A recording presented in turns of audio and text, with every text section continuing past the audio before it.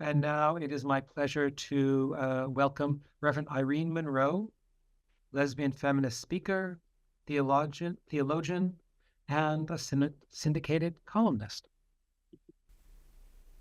Hello, everyone, and I'm elated to be here with you all this evening. Of all the luminaries in this person's life, I am honored and humbled to introduce you to one of the most renowned feminist theologians of any century, the Reverend Dr. Carter Heyward. Carter is an Episcopal priest, professor, theologian, activist, writer, animal lover, and presently good friends to several horses, dogs, and barn kitties. Carter was a professor of theology at Episcopal Divinity School in Cambridge, Massachusetts for over 30 years and has published over a dozen books and too many articles to count. As a pioneer in the area of feminist liberation theology and the theology of sexuality, Carter's life work, theology, preaching, and activism has been about teaching us that the longing for God is also our longing for justice, relationality, mutuality, interconnectedness, and sacred power. This year marks the 50th anniversary of the ordination of women to the priesthood in the Episcopal Church. Thanks to Carter and 10 other bold, courageous, and what we would call badass women, known as the Philadelphia 11, Carter Heyward became known in American religious circles when she and 10 other Episcopal women were ordained irregularly as priests by 3 retired bishops in 1974. Carter wrote about her understanding of her own journey toward the priesthood in her autobiographical book, A Priest Forever, published in 1976. Her doctoral thesis, The Redemption of God, A Theology of Mutual Relations, was completed at Union Theological Seminary in 1980, where she established her distinctive, understanding of the divine as the power of mutual relations of love and justice. The ordination of the Philadelphia 11 was a pivotal moment in the church's history, requiring immense courage and faith in the face of opposition. It demonstrated that God's call to ministry is not bound by gender or sexual orientation. Their actions challenged the status quo and opened the doors for women's full participation in the priesthood. Also, the legacy of the Philadelphia 11 is not just about women's ordination, but also about the ongoing pursuit of inclusion and justice of all marginalized groups within the church and the wider society. In 1979, Carter came out as a lesbian, announcing her decision in an article published in the Christian Century in June of 1979. For Carter, coming out disrupts oppressive forms of domination manifested in heterosexism, imperialism, classism, and racism, just to name a few. She wrote that coming out is a witness against enforced duplicity within the church, because the church asks LGBTQ plus people to lie about themselves as a condition for staying in the church and being ordained. All of Carter's books have touched me deeply, and I've read them, but I will only touch on 3. Carter in 1984's book, Our Passion for Justice, Images of Power, Sexuality, and Liberation, was pivotal in my coming out in life direction. That collection of essays, sermons, lectures, and liturgical poetry reveals a prophetic depth of Carter's commitment to social justice. Carter powerfully addresses the intersectionality of racism, sexism, exploitation, and oppression from a feminist standpoint, insisting that Christians should always take the side of justice. Female bonding and female eroticism have always been central to Carter's academic work, as well as the love between women as a context for theology. In Touching Our Strength, the erotic as power and the love of God, Carter illustrates the sacredness of mutuality and in powerful relationships and sexual bonding. In this text, Carter shows how our erotic longings reach out to other persons and to divinity itself. As a prophetic voice and public theologian, Carter has always been able to speak to the moment. Her latest book, The 7 Deadly Sins of White Christian Nationalism, is a timely and detailed analysis of white Christian nationalism as a fundamental threat to American democracy. I met Carter in 1987 during my first year at Union Theological Seminary on the down elevator in Van Dusen Hall, which has now been absorbed into International House. And I was in disbelief on this elevator with this woman. I'm elated almost to the point of tears to be here with you today, Carter. Looking back through the years, I smile when I think about you. I'm so elated to have this moment to honor you along with so many others, to have this moment to reconnect with you and with so many others. Because personally, I want to thank you for your extended hand of sisterhood to me. It was pivotal, enriching, edifying, and affirming in so many ways. Life's wonderments is oftentimes in those brief moments when you hear a song or a sermon, see a picture, or meet someone who helps you to see yourself or the journey you have been on just a little bit clearer. For me, for those brief moments was when our paths crossed. Thank you, Carter, and congratulations. God bless. Yeah.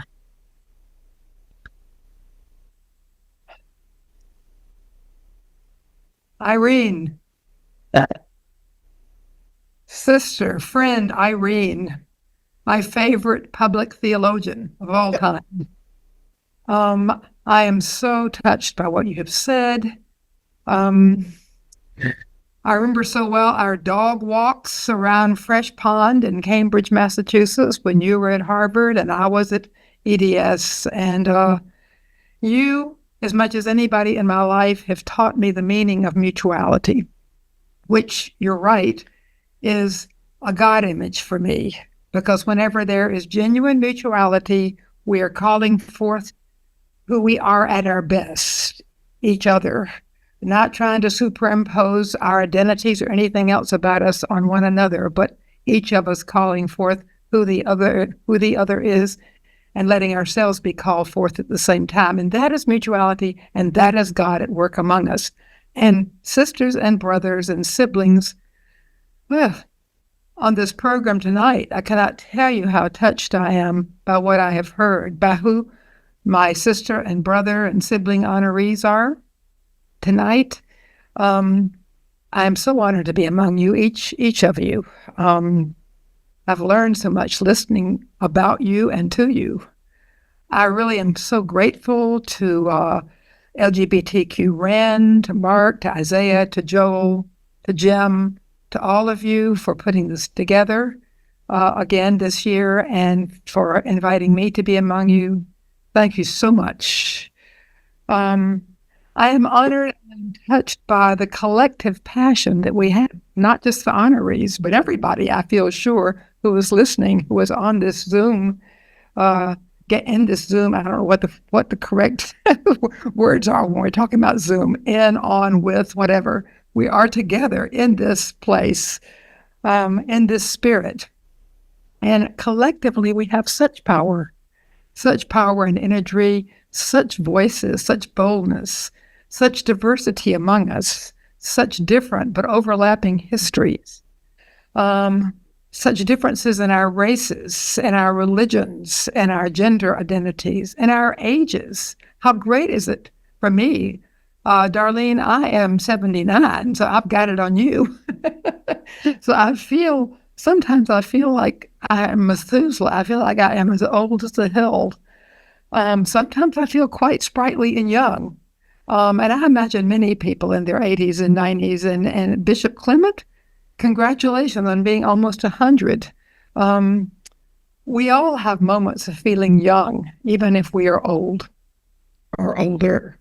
And I'm so glad to be here. I have to say, I'm also aware of the spirits who have gone on being here with us. I'm thinking of Virginia Mollenkott.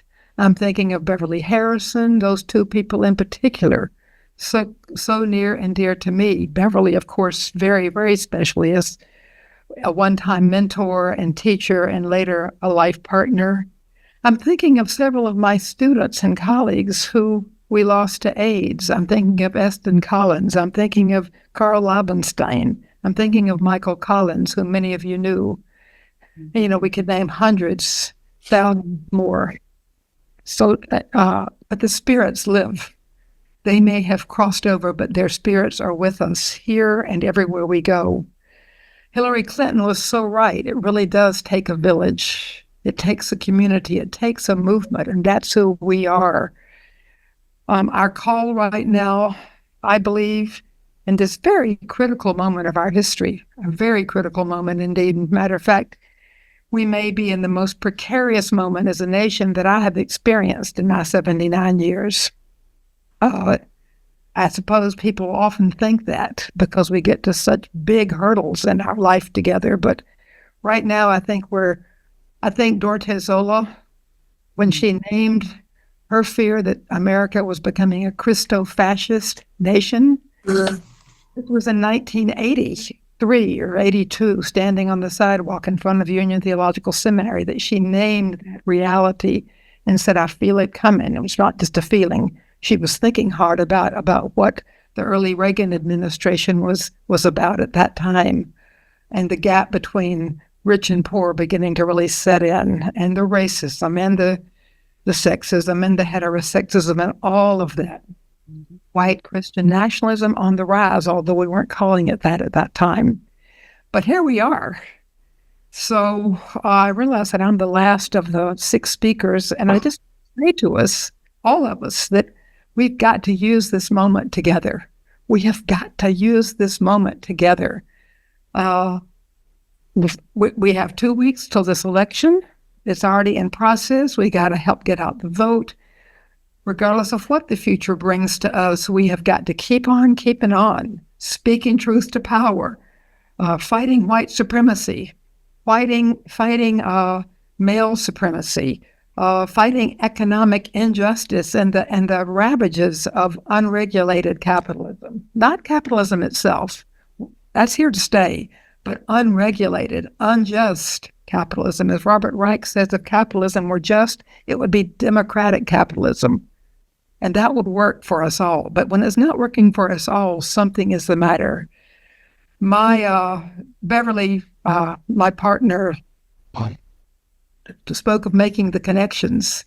That's what we're here to do. We are queer people. And what queer people do, if we're paying attention, is make connections between our lives, our having been marginalized, our having been hurt, our having been empowered by one another, and what other people in this world and in this nation are going through. So we're making the connections. That's what we're called to do, to fight as intensely as we can, nonviolently, of course, against